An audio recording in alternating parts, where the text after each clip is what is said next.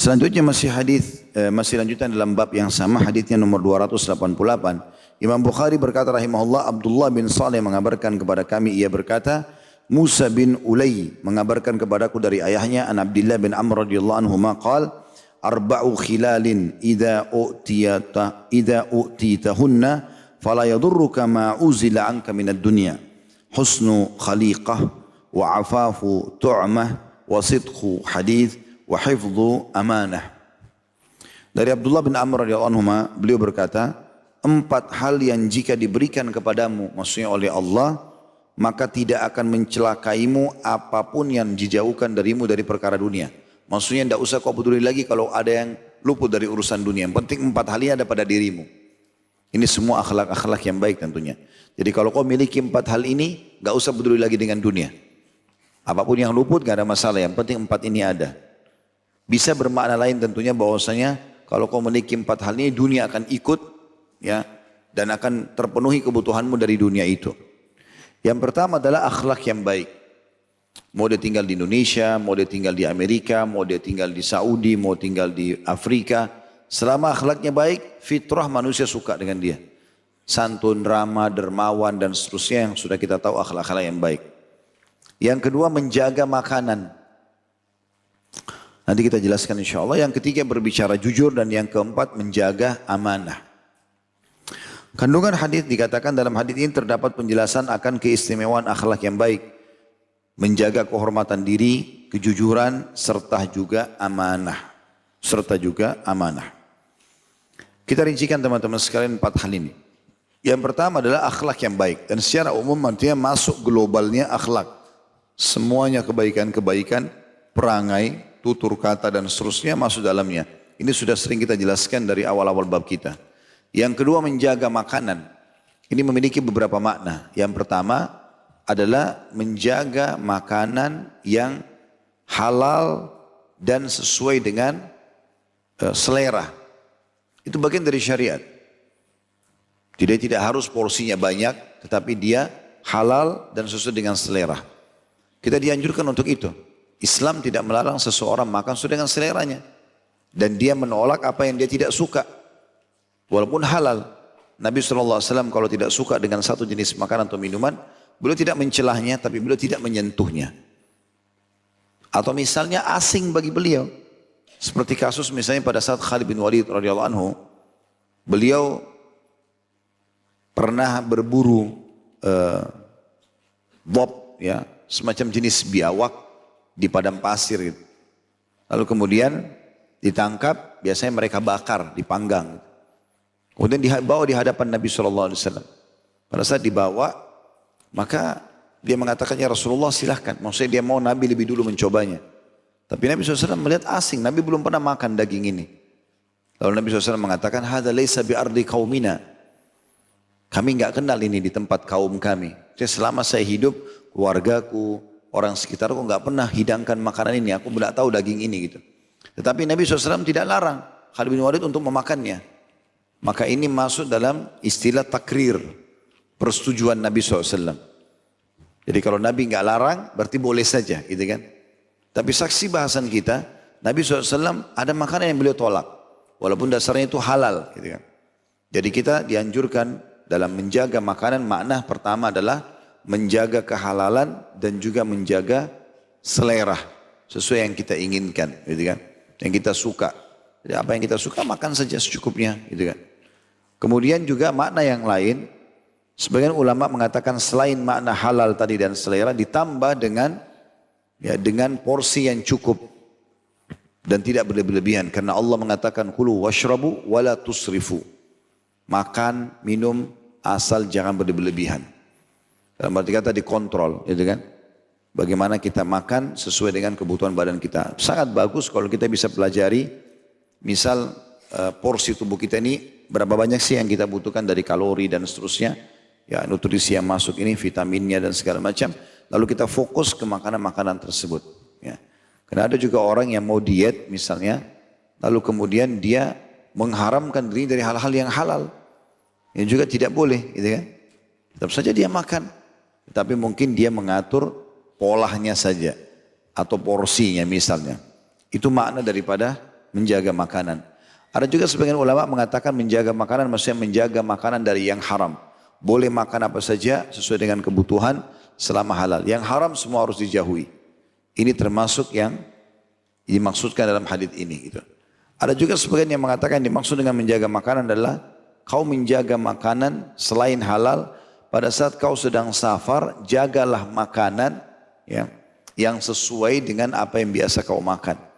Jangan sampai nanti datang ke satu lokasi terus mau coba-coba makanan di sana, ternyata makanan itu tidak cocok, akhirnya membuat dia sakit perut dan seterusnya. Maka ini juga maknanya. Artinya kau akan selalu tenang kalau akhlakmu baik dan kau jaga porsi makananmu dan fokus kepada yang halal. Kemudian berbicara jujur. Apapun disampaikan jujur bila ditanya. Kalau tidak ditanya kita nggak usah berbicara. Kecuali betul-betul kita lihat kemungkaran depan mata baru kita berbicara. Dan ingat teman-teman sekalian ini berhubungan sekali dengan yang keempat menjaga amanah. Jadi kalau misalnya antum sedang dititipin amanah, saya mau cerita masalah saya ya, tapi jangan cerita orang lain. Dan kita sudah bilang, iya, berarti akadnya tidak boleh cerita. Boleh lagi Bapak Ibu bilang sama teman yang lain, saya mau cerita ya, tapi jangan cerita sama orang lain. Nah. Berarti di sini dia enggak amanah. Dan dia tidak berkata jujur pada temannya tadi, karena temannya sudah janji sama dia. Enggak akan pernah menyampaikan. Berarti kalau dia mengkhianati itu dia berdusta berarti. Maka ini sangat berhubungan gitu. Dan amanah ini ada dua, ada amanah perkataan dan ada amanah benda, materi. Kalau perkataan tidak boleh sama sekali, tentu dua-duanya tidak boleh ya. Perkataan tidak boleh kita sebarluaskan kalau tidak ada seizin orangnya. Jadi kalau orangnya mau disampaikan, tidak ada masalah. Kita sampaikan apa yang memang berhubungan dengan dia gitu. Terutama berhubungan dengan masalah amal-amal soleh ya. Jadi lebih baik jangan disebarluaskan. Kecuali memang orangnya tidak keberatan. Misalnya dia mau bangun masjid, dia mau bangun pesantren, dia butuh sumbangan. Lalu dia bilang, bisa bantu nggak? Cariin saya donatur. Lalu kita bilang, oke, tapi saya akan expose nih. Saya akan coba sampaikan ke medsos saya. Kalau ada masjid di sini, ini punya ustadz ini. Saya akan bawa nama Anda, setuju nggak? Kalau dia bilang, iya nggak ada masalah. Contoh saja seperti itu. Maka ini 4 hal yang ada kalau pada seseorang, dia akan dipastikan aman. Ya, dia akan dipastikan aman. Di situ ada penjelasan kata afafu tu'ma, sangat menghindar mengkonsumsi yang haram, tidak berlebihan saat makanan yang halal serta tidak hanyut dalam kelezatannya. Maksudnya terus-menerus karena enak, maka makannya sampai 11 kali gitu kan. Maka itu berlebihan. Dan hifdzul amanah menjaga semua, maksudnya dijaga amanah adalah menjaga semua anggota tubuh dan apa yang diamanahkan dari segala kedustaan dan khianat. Nanti menjaga dirinya supaya jangan sampai mengkhianati orang lain. Baik dari perkataan ataupun benda yang diamanahkan ya. Nah, di dalam Islam itu ada hukum Bapak Ibu sekalian. Kalau misalnya gini, ada teman kita atau tetangga kita mau safar. Kemudian dia bilang, saya titip mobil saya misalnya. Titipan. Itu amanah gitu kan. Berarti nggak boleh kita pakai. Jangan bilang ini kan dititip sama saya, terserah saya mau pakai atau tidak. Enggak, kita harus minta kehalalannya dulu. Kalau kita parkir misalnya di garasi rumah kita, dan itu titipan, kita nggak pakai, nggak apa ya sudah dititip di situ. Kapan rumahnya rubuh, bukan dari kita, kena angin segala macam, kita nggak ada tanggung jawab terhadap mobil tersebut. Karena emang dititip di situ, ya sudah di sini, keadaannya begitu. Kita coba jaga semaksimal mungkin. Tapi kalau kita penyebabnya, kita harus bertanggung jawab. Teman-teman harus hati-hati ya. Karena hisab pada hari kiamat ini sangat detail. Jadi kalau masuk ke rumah orang, bertamu, bahkan bukan cuma itu, masuk ke hotel, masuk ke mana saja, harus tahu mana yang merupakan fasilitas buat kita, mana yang bukan. Kalau bukan jangan. Saya pernah masuk ke satu penginapan sama istri, kemudian begitu kami masuk ke dalam kamar, ternyata kamarnya kurang cocok, mau ganti. Tapi fasilitasnya sudah dipakai. Karena sempat masuk ke kamar mandi, sempat duduk sebentar di ranjangnya. Maka saya bahasakan pada saat kita mau pindah. Mas ini sudah sempat dipakai fasilitas kamar mandinya. Sempat dipakai duduk ke ranjangnya. Oh iya, gak apa-apa. Ya sudah. Berarti sudah kita sampaikan. Karena dasarnya kita bayar bukan untuk kamar itu karena kita akan pindah. Contoh saja. Gitu kan. Dan apapun yang Bapak Ibu tidak boleh bawa, jangan dibawa. Handuknya orang dibawa, apalah gelas di kamar mandi dibawa. Kan saya sudah bayar. Yang Anda bayar kan jasanya. Yang boleh saja. Yang tidak boleh jangan. Saya juga pernah satu waktu keluar kota dengan keluarga sama anak-anak. Saya pernah keluar kota sama anak-anak sama istri. Kemudian mampir ke satu hotel gitu. Anak-anak saya yang kecil-kecil Masya Allah cukup banyak. Kemudian jalanlah kami ke restoran sarapan. Mereka jalan duluan, saya nyusul sama istri. Pada saat tiba di restoran, rupanya ada mbak-mbak yang kebetulan bantu juga, itu harus bayar makan gitu kan. Saya nggak tahu, saya pikir itu sudah masuk semua dalam kamar yang kami ambil gitu. Setelah itu saya baru tahu, ternyata ada lebih 2. Ini sudah lewat sehari.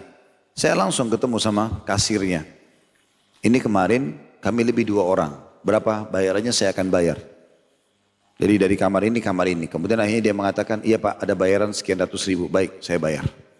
Subhanallah, karena saya niat mau bayar begitu saja. Baru niat baik, ini kita mau bayar supaya jadi halal nih. Rupanya ada manajernya tempat itu tahu, kenal. Terus dia datang, terus dia salaman. Habis itu dia bilang, Ustaz semuanya yang tertinggal itu sudah.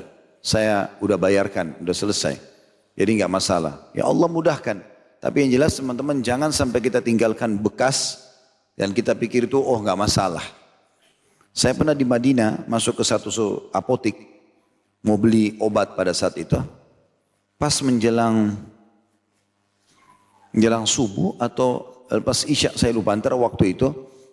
Kemudian ada sikat gigi yang pakai baterai baru keluar model baru. Terus dengan promosi odolnya segala macam. Saya kok bagus benar.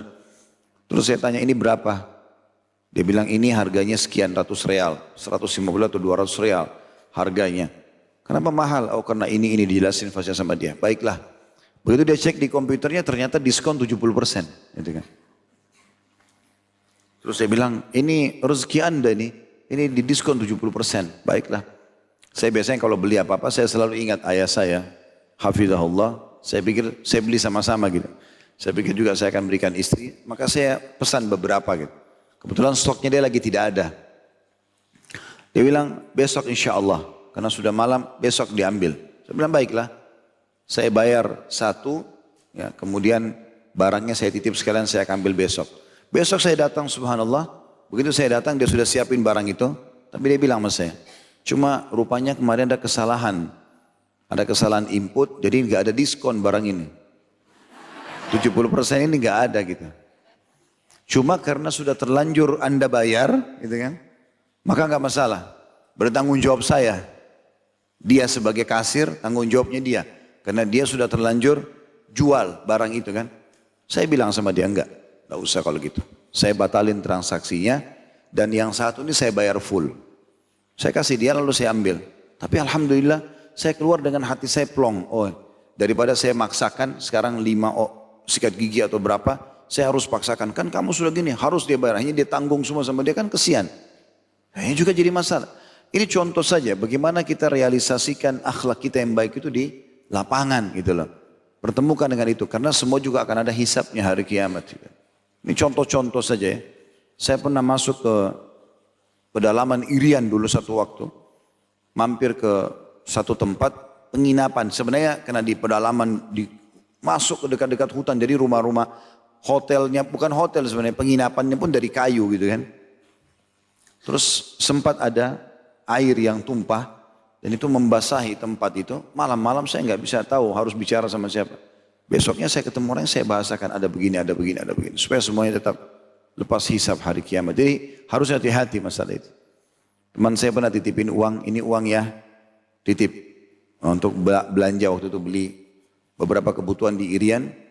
Kemudian saya tulis semuanya. Sampai beli air mineral saya tulisin. Beli air mineral Rp1.000.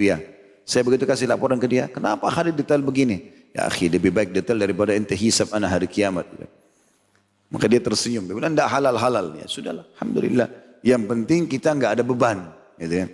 Karena ini semua teman-teman kadang-kadang mungkin hal-hal kecil-kecil begini kita nggak sadar. Dan hari kiamat menumpuk. Dan akhirnya menghabiskan pahala kita. Untuk apa? Kan gitu. Jadi itu yang dimaksud juga dengan hifdzu amanah, ya, yang dimaksud sini menjaga amanah itu. Baik, hadis selanjutnya nomor 289.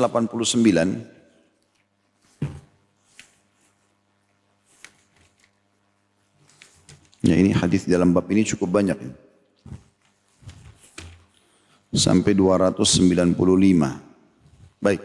289 Imam Bukhari berkata rahimahullah, Abu Nuaim mengabarkan kepada kami, ia berkata, Daud ibn Yazid mengabarkan kepada kami, ia berkata, aku mendengar ayahku mengatakan, sami'tu Abu Hurairah radhiyallahu anhu yaqul, qala Nabi sallallahu alaihi wasallam, tadruna ma aktharu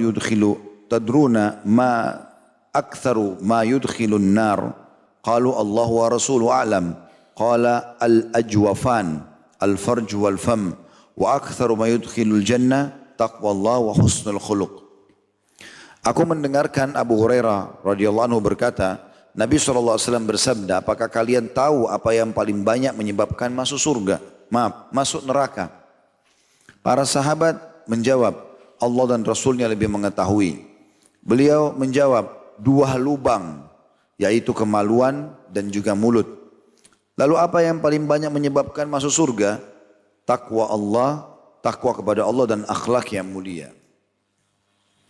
Kandungan hadis ini sesungguhnya sebab terpenting untuk memperoleh kebahagiaan abadi adalah dengan mengumpulkan dua sifat pada diri seseorang, yaitu takwa kepada Allah dan akhlak yang mulia.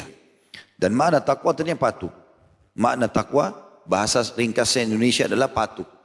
Allah perintahkan kerjakan, Allah larang jauhi. Allah halalkan nikmati, Allah haramkan jauhi. Itu yang paling banyak membawa orang masuk ke dalam surga. Dan akhlak yang mulia, perangai-perangai yang baik, sifat-sifat yang baik. Dan sebab utama seseorang memperoleh kesengsaraan abadi karena masuk dalam neraka, penyiksaan non-stop 24 jam tanpa ada tidur, tanpa ada istirahat, sampai dosanya bersih. Kalau dia orang beriman yang punya dosa, kalau orang kafir, munafik, musyrik, abadi selamanya. Wa na'udzubillah. Maka dikatakan kesengsaraan abadi adalah jika ia mengumpulkan keburukan, kemaluan dan mulut pada dirinya.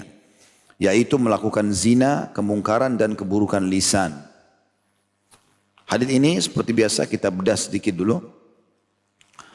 Abu Hurairah mengatakan, aku mendengarkan Nabi SAW, beliau mengatakan kepada para sahabat, apakah kalian tahu apa yang paling banyak memasukkan orang ke dalam neraka? Ini teman-teman tanda tanya. Ini adalah retorika yang sangat baik dalam penyampaian. Jadi yang paling baik dan santun kalau kita mau menasihati orang, kita tanyakan dulu. Mungkin orang itu sudah tahu. Gitu kan? Jadi misalnya dia salah sholatnya atau dia tidak sholat, kita tanya dulu. Gitu kan? Apa sudah sholat? Gitu kan? Misalnya. Atau udah tahu belum kalau sholat itu wajib misalnya. Nabi SAW di sini menjelaskan, sebenarnya Nabi langsung bisa bilang, hati-hati yang paling banyak membawa orang masuk neraka, kemaluan sama mulut. Tapi Nabi SAW tidak begitu. Beliau lempar kepada hadirin untuk memastikan gitu. Dan juga menarik perhatian mereka. Apakah kalian tahu apa yang paling banyak orang membawa orang masuk dalam neraka? Dan di sini juga sahabat Nabi berjawab dengan akhlak juga. Mereka mengatakan, ya, Allah dan Rasulnya lebih tahu. Sebenarnya perkataan Allah dan Rasulnya lebih tahu, ini kata sebagian dalam hadis, bukan berarti sahabat tidak tahu. Ada di antara mereka mungkin yang sudah tahu, tapi sebagai adab dan tata kerama karena Nabi bertanya, berarti ada sesuatu yang Nabi ingin sampaikan. Walaupun mereka sudah tahu bahwa orang masuk ke dalam neraka ya zina, ya riba, ya dusta, semua pelanggaran. Sahabat sudah tahu. Tapi karena Nabi bertanya, mereka pun menjawab dengan santun dan akhlak, Allah dan Rasulnya lebih tahu. Dan ini bukan maknanya para sahabat tidak tahu.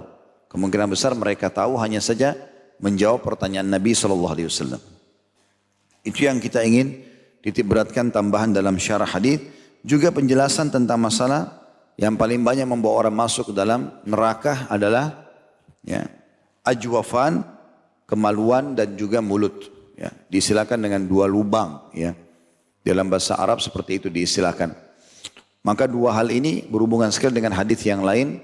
Kata Nabi SAW, man dhamina li ma baina lihyai wa ma baina fakhidai dhamintu lahul jannah. Siapa yang bisa menjamin untukku antara dua pipinya, lisannya dan antara dua pahanya, maksudnya kemaluannya, aku akan jamin baginya surga. Jadi seseorang memang harus mengontrol kata-kata yang dia mau ucapkan ini berbau dosa atau tidak. Jangan sampai masuk ke zona orang lain, ghibah, fitnah, celah. Ini bahaya sekali. Ya. Di zaman sekarang ini banyak orang terjerumus dalam ghibah. Apalagi sudah ikut pengajian, dia pikir sudah pakai jilbab besar, sudah pakai cadar, sudah berjenggot, sudah ini, sudah itu. Nah, dia pikir dia sudah dekat sama Allah Subhanahu Wa Taala. Padahal sebenarnya lisannya luar biasa. Gosip sana, gosip sini.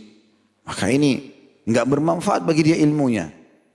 Justru ilmu itu akan mengontrol lisan seseorang, mengontrol anggota tubuhnya untuk melakukan pelanggaran-pelanggaran agama. Kalau sampai itu justru menjerumuskan dia dalam pelanggaran agama, maka tidak ada manfaat ilmunya. Harusnya dia bisa menjaganya, gitu kan? Makin dekat dengan agama, maka makin baik akhlaknya, makin santun, makin dermawan dan seterusnya. Begitu juga dengan kemaluan, jangan pernah lampiaskan kecuali pada yang halal. Menikah. Karena ini menjadi penyebab paling banyak orang masuk dalam api neraka. Setelah menikah pun, maka tata dengan baik biologis itu. Komunikasikan yang sehat dengan pasangan, ya gunakan baju yang terbaik, penampilan yang terbaik, minyak wangi yang terbaik, dan segala macam hal. Ya, ini semuanya bercanda yang dibolehkan dalam syariat, sehingga memotivasi orang untuk melampiaskan pada yang halal. Karena kebanyakan orang setelah berumah tangga, ini bagi bapak ibu harus diperhatikan, tidak lagi memperhatikan bajunya, tidak perhatikan lagi bau badannya, tidak perhatikan lagi nafasnya, kadang-kadang makan makanan sehingga mengganggu pasangannya dan seterusnya. Sehingga akhirnya terjadilah ya penurunan keinginan dalam biologis halal ini dan terbuka pintu haram di luar. Kapan dia terganggu dalam rumah tangga, maka terbuka pintu haram di luar. Baik bagi laki-laki ataupun perempuan, maka ini harus dimaksimalkan, diperbaikin gitu kan. Jadi kalau kita Allah sudah mudahkan memiliki pasangan yang halal, nikmatilah itu. Memang kita perlu merawat badan, merawat kulit, merawat rambut. Ya, selalu disiapkan itu, bau badan semua dihilangkan sehingga memang termotivasi. Pilih jenis-jenis makanan tertentu, berusaha untuk bisa memuaskan pasangannya semaksimal mungkin. Maka ini insya Allah semua ada pahala. Sampai pernah ada sahabat laki-laki bertanya begini, ya Rasulullah, apa kami dapat pahala dalam biologis dengan istri kami sementara kami lagi enggak ingin?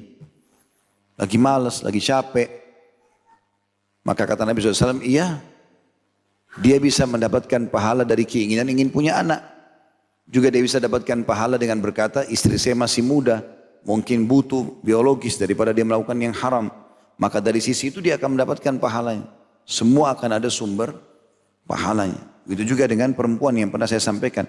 Ada wanita datang kepada Aisyah berkata, apakah kami berdosa pada saat kami lagi marah, lagi jengkel, lagi tidak mood lah kepada suami, lalu suami minta untuk dilayani. Lalu kami tidak melayani, kata Aisyah, iya. Kalau seseorang dari kalian di atas tunggangannya, kemudian dia sudah mau jalan, suaminya panggil, dia wajib datang. Bagaimana kalau kami lagi haid, kata perempuan tersebut. Kata Nabi SAW, kata Aisyah, aku akan ajarkan kepadamu atau sampaikan apa yang pernah Nabi SAW lakukan padaku. Di musim dingin yang sangat, Nabi SAW pernah datang di malam giliranku, kemudian beliau pun masuk ke dalam rumah dari masjid kedinginan, lalu beliau mengatakan, hai Aisyah, renggangkanlah pahamu.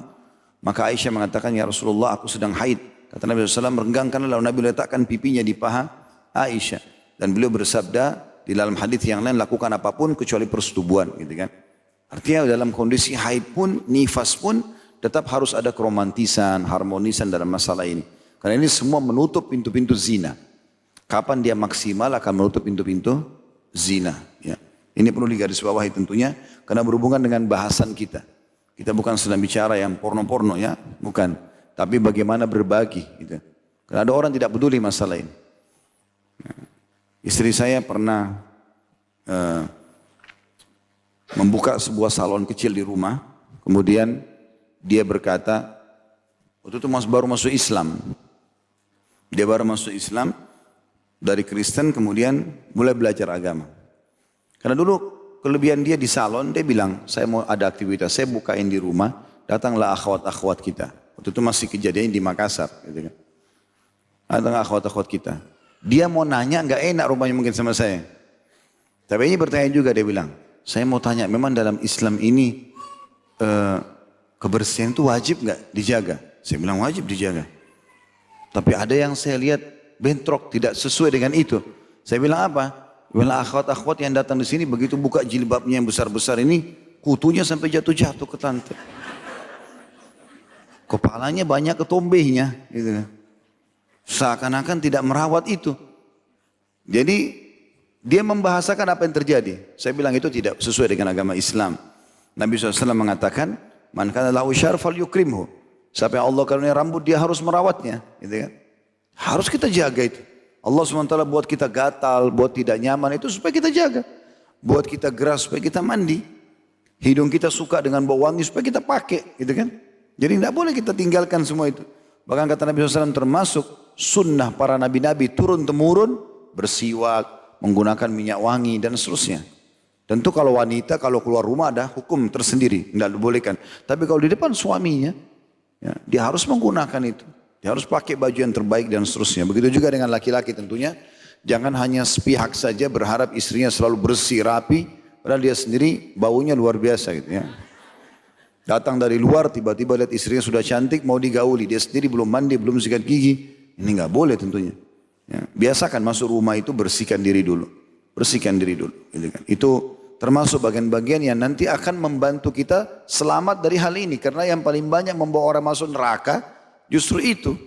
Mulutnya yang dia salah gunakan dan kemaluan yang dia salah gunakan. Nah penyebab-penyebab disalahgunakannya kemaluan tadi adalah karena dalam rumah tangga tidak maksimal gitu. Orang kalau sudah kenyang tidak akan cari di luar kan gitu. Seperti itulah. Tapi orang kalau ada masalah maka itu akan terbuka pintu-pintu syaitan. Itu juga tadi sudah kita jelaskan tentang hal-hal yang paling banyak membawa orang masuk ke dalam surga yaitu ketakwaan kepada Allah dan akhlak yang mulia. Ini kita tutup dengan ini hadis nomor 290 karena ini masih banyak dalam bab kita, insyaallah kita lanjutkan di pertemuan akan datang. Imam Bukhari berkata rahimahullah, Abdullah bin Muhammad mengabarkan kepada kami, ia berkata, Abu Amir mengabarkan kepada kami, ia berkata, Abdul Jalil bin Atiyah mengabarkan kepada kami dari Syahr.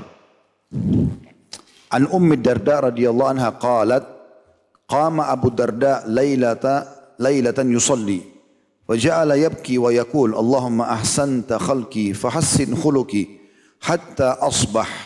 Qultu ya Abu Darda, ما كان دعاؤك منذ الليلة إلا في حسن الخلق فقال يا أم الدرداء إن العبد المسلم يحسن خلقه حتى يدخله حسن خلقه الجنة ويسيء خلقه حتى يدخله سوء خلقه النار والعبد المسلم يغفر له وهو نائم قلت يا أبا الدرداء كيف يغفر له وهو نائم قال يقوم أخوه من الليل فيجتهد فيدعو الله عز وجل فيستجيب له ويدعو لأخيه فيستجيب له فيه. Dari Ummu Darda radhiyallahu anha, istri Abu Darda yang mulia, sahabat Nabi yang mulia, ia berkata pernah satu malam Abu Darda, dia cerita tentang suaminya, bangun untuk sholat, maksudnya sholat tahajud, lalu ia menangis dalam sholatnya dan berkata, Ya Allah, Engkau perelok penciptaanku. Maka pereloklah pula akhlakku. Maksudnya sebagaimana kau sempurnakan ciptaanku, wajah, kulit, tubuh dan seperti ini, maka sempurnakan juga akhlakku. Hingga subuh, terus saja dia menangis dan doanya hanya itu saja. Minta supaya akhlaknya diperbaiki. Maka aku bertanya, kata Ummu Darda, wahai Abu Darda, mengapa doamu malam ini hanya mengenai akhlak yang baik? Ia berkata, wahai Ummu Darda, sesungguhnya seorang hamba muslim terus memperbaiki akhlaknya hingga akhlaknya yang baik itu memasukkannya ke dalam surga. Maksudnya dia terus berusaha memperbaikinya. Dan dia memperburuk akhlaknya, kalau orang terus sengaja terjerumus dalam kesalahan-kesalahan dan buruk akhlak, hingga akhlak buruknya itu memasukkannya ke dalam neraka. Dan seorang hamba muslim diampuni, ia diampunkan padahal ia sedang tidur. Lalu aku berkata, kata Abu Darda, wahai Abu Darda, bagaimana ia diampuni padahal ia sedang tidur? Ia menjawab, saudaraku atau saudaranya bangun di malam hari lalu mengerjakan sholat tahajud. Kemudian ia berdoa kepada Allah yang maha suci dan maha mulia, lalu dikabulkan doanya. Setelah itu ia berdoa untuk saudaranya, lalu doanya pun dikabulkan. Kandungan hadis ini yang pertama, anjuran agar berdoa dengan doa yang disebutkan dalam hadis ini. Maksudnya Allahumma ahsinni, banyak riwayat ya, Allahumma hassin khuluqi. kama ahsanta khalqi, atau Allahumma ahsin khuluqi kama ahsanta khalqi. Maksudnya Allah, sempurnakan akhlakku sebagaimana kau sempurnakan ciptaan fisikku. Anjuran agar berdoa dengan doa yang disebutkan dalam hadis ini karena dengan akhlak yang mulia seseorang bisa masuk ke dalam surga. Begitu pula dengan akhlak yang buruk seseorang bisa terjerumus ke dalam neraka. Yang kedua, anjuran agar melaksanakan sholat dan berdoa di akhir malam karena pada saat itu doa lebih berpeluang dikabulkan. Kita sekarang masuk ke syarah hadisnya. Pertama sekali, pentingnya seorang istri belajar dari suaminya. Terutama kalau suaminya adalah orang yang alim, orang yang faham, dia harus maksimalkan waktu. Tentu istri belajar kepada suaminya itu akan sangat berbeda dengan pola belajarnya seorang istri kepada seorang atau seorang wanita kepada ustadz di majelis seperti ini. Karena mereka bisa lebih santai di rumah, bisa dengan pertanyaan, ya. Sering bertanya masalah-masalah agama kepada suami yang faham ini penting. Karena biasanya kalau suami sudah pulang ke rumah, dia juga butuh waktu istirahat segala macam. Mungkin dia tidak terlintas untuk membacakan kitab misalnya di rumah. Ya. Saya jarang sekali menggunakan buka kitab di rumah untuk mengajarkan pada istri saya. Tapi saya mencairkan suasana misalnya dengan cara dia mau bertanya silahkan. Atau kadang-kadang ada sesuatu yang saya anggap salah, saya ingatkan. Atau ada kebaikan lalu saya motivasi gitu kan. Saya ingatkan di sana ada sedekah bisa dijalankan. Lakukan ini, lakukan itu, jangan lakukan seperti ini. Jadi mungkin polanya agak berbeda, tetapi perlu ya seseorang itu belajar dari pasangannya. Tentu kalau istrinya juga adalah wanita yang pintar, yang faham, bukan aib untuk bertanya kepada istri gitu kan. Tapi kita bicara umumnya di sini suami, karena suami pemimpin di rumah dia harus faham masalah itu. Diambil daripada kisah Abu Darda ini menyampaikan tentang pertanyaan dia yang dia sampaikan kepada suaminya Abu Darda. Abu Darda ini adalah seorang ulamanya sahabat lah, gitu kan, yang sangat dekat dengan Allah Subhanahu Wa Taala dengan ibadah-ibadahnya. Abu Darda ini punya banyak kisah dengan istrinya yang sering dinukil dan tidak semua sahabat seperti itu. Di antaranya masalah rumah tangga pernah dia bilang sama Abu Darda, wahai Abu Darda, kalau sedang terjadi pertikaian antara kita di dalam rumah tangga ini, kalau aku sedang marah, ridhohkan aku. Jangan kau bantah maksudnya. Karena laki-laki emosional. Kalau tidak dibantah, maka dia lebih redah. Dan bisa diredam dengan itu tentunya. Nanti kalau sudah tenang baru dibahas. Dan kalau kau sedang marah, maka aku akan ridho kepadamu. Bukan aku datang cari keridhoanmu, tidak. Aku ridhokan, maksudnya ya sudah aku maafin. Seperti itulah. Kalau tidak rumah tangga ini tidak bisa berjalan. Seperti itu konsep dasar yang pernah beliau sampaikan dalam rumah tangganya. Kemudian yang kita ambil juga dari hadis ini adalah doa mulia yang disampaikan oleh Abu Darda. Ya, beliau mengatakan, Allahumma ahsanta khalqi fahassin khuluqi. Ya Allah, sebagaimana Engkau telah sempurnakan keperawakanku, wajah dan juga kulit, postur tubuh ini, maka sempurnakanlah akhlakku. Yang saya tahu, potongan ini, sebenarnya doa ini ada dalam potongan salah satu doa iftitah. Doa iftitah sangat banyak ya. Tapi di antara doa iftitah ada potongan ini. Allahumma ahsinni kama ahsanta khalqika wa ahsin khuluqi kama ahsanta khalqi. Ya Allah, perbaikilah akhlakku ya. Sebagaimana Engkau telah menyempurnakan ciptaanmu, dan perbaikilah akhlakku sebagaimana Kau telah memperbaiki dan menyempurnakan ciptaan fisikku. Itu salah satu doa iftitah. Teman-teman insya Allah bisa dapatkan di Google, tinggal ketik ragam doa iftitah. Kalau tidak bisa dapatkan, saya tidak tahu teman-teman depan ada siapin, tidak ada buku kecil kumpulan doa sesuai dengan Al-Quran dan Sunnah. Covernya warna biru putih. Tanya aja nanti teman-teman di depan, insya Allah ada buku doa yang sering, yang sekarang juga lagi saya bedah di masjid di building Centennial, ada Masjid Nur Salamah di sana, kajian duhur. Itu 132 doa, diantaranya ada doa-doa iftitah. Nah salah satunya masuk dalam doa ini. Ini sangat baik. Kalau teman-teman bisa hafal itu, selain Allahumma ba'id baini wa baina khataya ya, selain doa iftitah yang lainnya, ya, maka kita dianjurkan untuk menghafal juga ini. Jadi mungkin kalau tidak salah doa iftitah itu ada sekitar 6 atau 7 doa iftitah dalam buku itu ya. Nah salah satunya adalah doa ini, dan ini sangat baik. Kita minta agar Allah menyempurnakan keduanya, baik fisik kita juga akhlak kita. Kalau sudah bertemu teman-teman antara kesempurnaan fisik Allah berikan dengan akhlak yang sempurna, itu luar biasa. Ya, ini dicontohkan oleh Nabi SAW. Kemudian juga kita ambil pelajaran di sini bagaimana Abu Darda saking fahamnya radhiyallahu anhu. Ini mungkin poin yang ketiga dari hadis yang kita bisa ambil. Saking fahamnya tentang kedudukan akhlak dalam Islam sampai dia jadikan doanya dari malam sampai pagi. Dan ini juga dianjurkan bagi setiap muslim kalau dia merasa dia sangat perlu sesuatu dengan Tuhannya Allah Subhanahu wa taala, maka dia fokus kedua itu sampai dia merasakan ada ijabahnya. Semalam suntuk itu pun itu semalam suntuk. 3 hari 3 malam pun dia berdoa itu terus tidak ada masalah. Nah, dia terus meminta kepada Tuhannya. Karena kata Nabi SAW, Allah malu mengembalikan tangan hambanya yang sedang diangkat ke langit dalam keadaan kosong. Allah kalau belum memberikan malam ini, pagi ini, maka mungkin Allah akan berikan sebentar siang, atau sebentar sore, atau besok. Karena dalam sebuah hadis dikatakan, hadis yang hasan, ya, kata Nabi SAW, kalau Allah mendengar doa yang indah dari seorang hamba, Allah menerlambatkan jawabannya. Tujuannya untuk apa? Agar hamba tersebut tetap dalam doanya. Allah kasih 2-3 hari lagi baru dikasih, supaya tetap dia berdoa. Karena kalau kita bilang, ya Allah sembuhin saya, sembuh detik itu juga, kira-kira masih berdoa enggak? Berhenti. Tapi Allah biarin 2-3 hari, seminggu, dia berdoa terus. Andai saja dia lihat doanya itu pada hari kiamat nanti, pahalanya, dia berharap tidak diijabah dulu. Diterlambatkan sekian lama. Gitu kan? Dalam sebuah athar yang lain disebutkan, nanti akan didatangkan orang-orang pada hari kiamat, diberikan pahala bergunung-gunung. Dia sampai kaget, dari mana pahala ini? Gitu.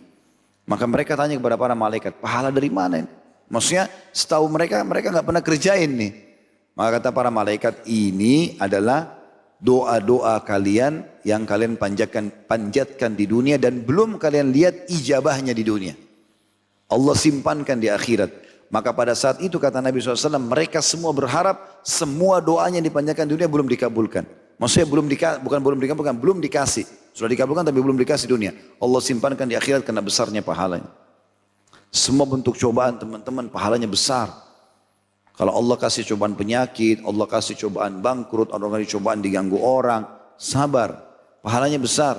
Kata Nabi SAW, andai saja orang-orang yang datang hari kiamat yang cobaannya sedikit, melihat pahala orang yang dicoba di dunia dan dengan cobaan yang berat, mendapatkan pahala di akhirat, mereka berharap kembali ke dunia untuk digunting-gunting kulitnya.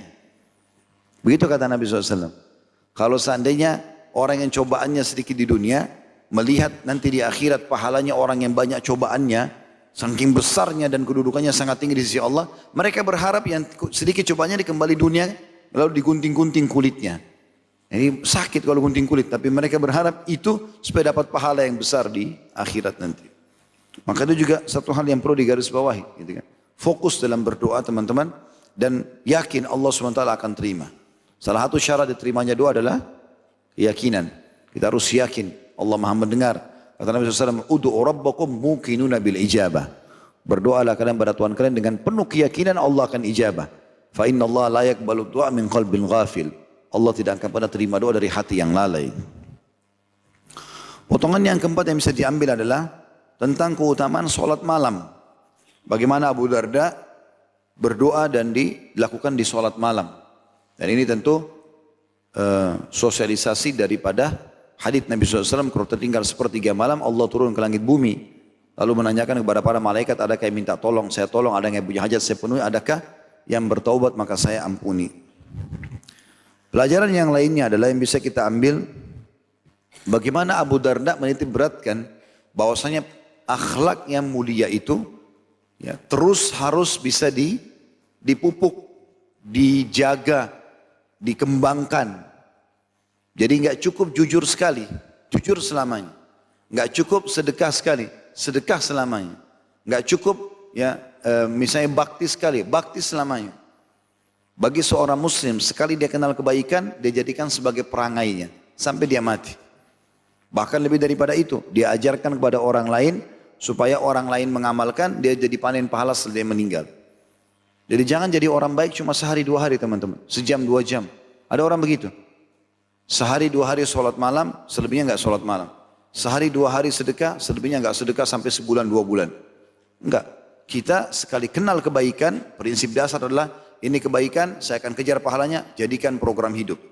Awalnya kita agak berat, lama-lama jadi kebiasaan. Dan kalau sudah jadi kebiasaan, akan jadi pola hidup kita dan akan mudah kita mengerjakan. Makanya beliau mengatakan, sesungguhnya seorang muslim itu terus memperbaiki akhlaknya. Dia jaga, hari ini jujur, besok jujur, lusa jujur sampai mati. Sampai akhlaknya itu membawanya masuk ke dalam surga. Dan seseorang terus memburukkan akhlaknya, dia terpuruk terus aja dalam kesalahan-kesalahan itu. Sampai akhirnya akhlak buruknya itu membawanya ke dalam neraka.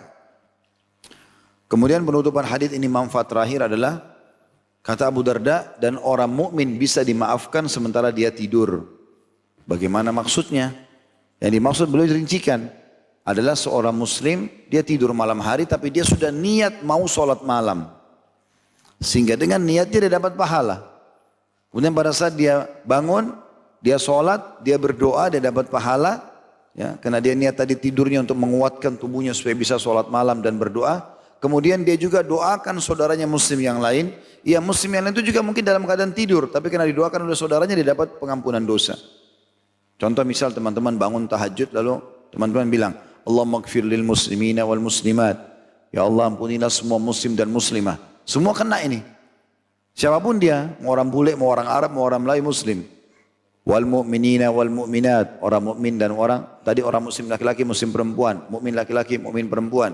Tambah lagi, al-ahya minhum wal amwat, yang hidup yang juga yang sudah meninggal. Ini kata Nabi SAW, siapapun yang mendoakan saudara muslim, maka dia akan diberikan setiap muslim satu pahala. Jadi kalau kita bilang Allah maghfir lil muslimina wal muslimat, jumlah umat Islam sekarang 2,5 miliar atau 3 miliar misalnya. 3 miliar pahala dengan satu kalimat. Belum kita bilang al-ahya minhum wal amwat, yang hidup yang sudah mati. Yang mati mungkin sudah puluhan miliar. Karena semua orang yang beriman sama Allah kita minta dimaafkan. Semua muslim itu kan bukan cuma umat Islam, bukan cuma umat Muhammad SAW, tapi yang beriman pada Nabi mereka di masa itu, pengikutnya Nabi Musa di zaman Nabi Musa, pengikut Nabi Isa di zaman Nabi Isa, itu namanya muslim semua. Ya, mereka juga kaum muslimin yang akan masuk surga nantinya. Maka kita dapat, misalnya yang sudah meninggal semua ini 20 miliar. Jadi ditambah dengan umat Islam berarti 22 miliar atau 23 miliar pahala dalam sekejap. Maka dengan ini kita dapat pahala banyak, juga saudara kita yang lagi tidur pun dapat pengampunan, diampuni dosanya karena doa saudaranya. Seperti itulah. Makanya yang dimaksudkan, maksudnya Abu Darda seakan-akan radhiyallahu menitipkan pesan kepada kita, kejar pahala itu dengan cara berdoa terutama di sepertiga malam, dan jangan lupa doakan dirimu dan doakan saudaramu supaya kau dapat pahala, saudara pun dapat pengampunan karena kau memohon ampun untuknya. Ini sesuai dengan hadis Nabi SAW yang lain, bahwasanya doa seorang muslim atau untuk muslim yang lain ala zahril ghaib, tidak bertemu, maka itu diijabah oleh Allah. Itu diijabah oleh Allah. Allahu a'lam. Ini bahasan kita insyaallah. Subhanakallahumma bihamdika asyhadu an la ilaha illa anta astaghfiruka wa atubu ilaik. Assalamualaikum warahmatullahi wabarakatuh.